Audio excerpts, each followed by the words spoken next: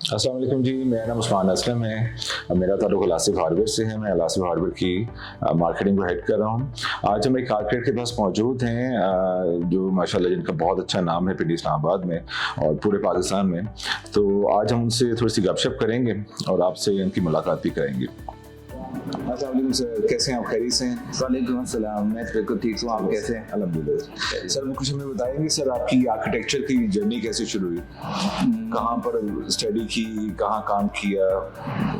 बिल्कुल मैं बताता हूँ। कनाडा से मैंने ग्रेजुएशन की। अच्छा। 96 ग्रेजुएट हूँ और मास्टर्स किया मैंने कनाडा से, मैनिटोबा यूनिवर्सिटी से। और जर्नी मेरी जो है वो उसके बाद जो है वो मिडल ईस्ट में असल में मैंने बहुत ज़्यादा काम किया है। अच्छा।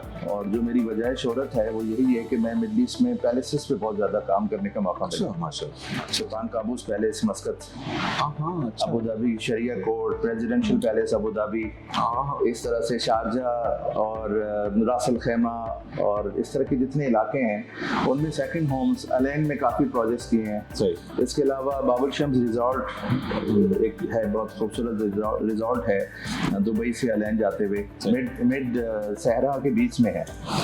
और इस तरह के और बहुत सारे प्रोजेक्ट्स हैं। पैलेसेस बहुत ज़्यादा किए हैं। शेख मंसूर बिन जायद अल नह्यान के साथ यूनाइटेड डिज़ाइन इंटरनेशनल में काम किया। उसके बाद रुवैस हाउसिंग कॉम्प्लेक्स में काफ़ी प्रोजेक्ट्स किए अबू धाबी के।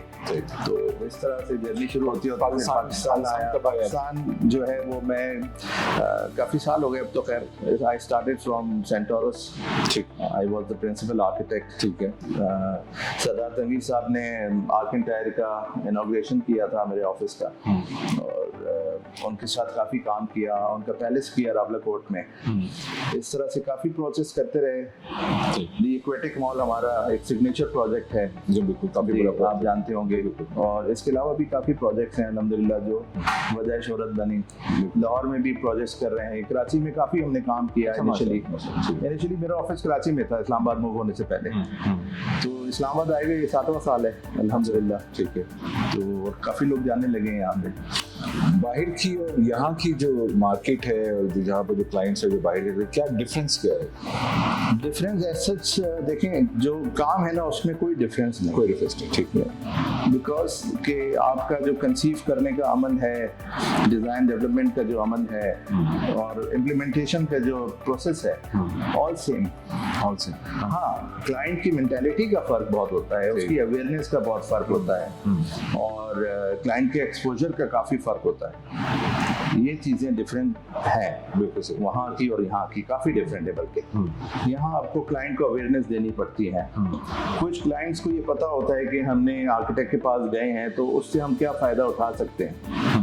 कुछ क्लाइंट्स को ये अवेयरनेस नहीं होती, वो समझते हैं कि उन्होंने सिर्फ नक्शा बनाना है। हाँ, सही कह रहे हो। और जो नक्शा बनाना सोचते हैं कि वो नक्शा बनाएगा वो हमसे कोई मदद नहीं ले सकते। हम करना भी चाहें तो वो उसको डिनाई करते रहते हैं कि नहीं हमें नहीं चाहिए सर्विसेज। जो कहते हैं कि आपने हमें डिज़ाइन करके देना है, तो वो ये अवेयरनेस का जो फ़र्क है इन दो अल्फाज से आपको समझ आ सकता है। एक कह रहे हैं नक्शा, एक कह रहे हैं डिज़ाइन। तो जो डिज़ाइन ओरिएंटेड जो क्लाइंट्स होते हैं जिनको इतनी अवेयरनेस होती है कि हम आर्किटेक्ट के पास जा रहे हैं तो हम आर्किटेक्चरल डिज़ाइन करवाएं, इंटीरियर डिज़ाइन करवाएं और स्पेसिफिकेशन उससे लें, मटेरियल सिलेक्शन उनसे करवाएं, इवन फर्निशिंग तक। फर्निशिंग साथ लेके चलें और उनकी मदद लेते रहें कि हमारा घर देखने में कैसा लगेगा। तो हम तो देखें पैलेसेस करते रहे। सुल्तान काबूस का पैलेस किया तो उसमें बादशाह के कुछ प्रोटोकॉल्स होते हैं कि उसके हैंडकरचीफ भी हम डिज़ाइन कर रहे हैं, उसकी कुर्सी भी, उसकी कटलरी भी हम डिज़ाइन कर रहे हैं। सुल्तान काबूस का एयरक्राफ्ट हमने डिज़ाइन किया तो उसको बादशाह बनाने के लिए एक आर्किटेक्ट कहाँ के हद तक जाके डिज़ाइन कर सकता है और क्या क्या डिज़ाइन नहीं करता। तो हम मेरे तरह के जो आर्किटेक्ट्स हैं वो शायद दुनिया में कम इसलिए होंगे कि हर एक को पैलेसेस पे काम करने का मौका नहीं मिलता और बादशाहों के साथ काम करने का मौका भी हर किसी को नहीं मिलता। तो हम इस तरह के आर्किटेक्ट में बन चुका हूँ कि मुझे आप कोई भी डिज़ाइन दें तो मुझे उसकी फिलॉसफी पता है कि इसको डिज़ाइन कैसे करना है। आप कहेंगे मुझे ये डिज़ाइन कर दें तो I know how to do it. Proportions, ratio क्या चीज होती है मुझे पता है, होमवर्क क्या करते हैं उसका, किस तरह से उसको स्केच करते हैं। इसी तरह कुछ जगहों पे हम फर्नीचर भी डिजाइन करते रहे हैं, कुछ हार्डवेयर भी डिजाइन किया है। जैसे सुल्तान काबूस के जो पैलेस है मस्कत, कसरल आलम गेस्ट कॉम्प्लेक्स, उसके फानूस भी हमने डिजाइन किए हैं, उसके 2 रैंडल्स हमने डिजाइन किए हैं, डोर लॉक्स जो है वो कहीं से भी बने हो, जर्मनी से बने हो बेशक, लेकिन डिजाइनिंग चूंकि क्लासिकल था ना, क्लासिकल तो डिजाइनिंग हमने की। ये पीछे आप इसकी देख रहे हैं ना, ये भी मेरा एक प्रोजेक्ट है शेख खालिद का, अबू धाबी के प्रोजेक्ट है। अच्छा, उसका मैंने कैनवस लगाया हुआ है। अच्छा सर, ये बताइए कि हार्डवेयर खरीदते वक्त अपने क्लाइंट्स को आप क्या सजेस्ट करेंगे कि किस टाइप की चीज़ होनी चाहिए, क्या होना चाहिए उनके घरों के लिए, कमर्शियल है या रेजिडेंशियल है?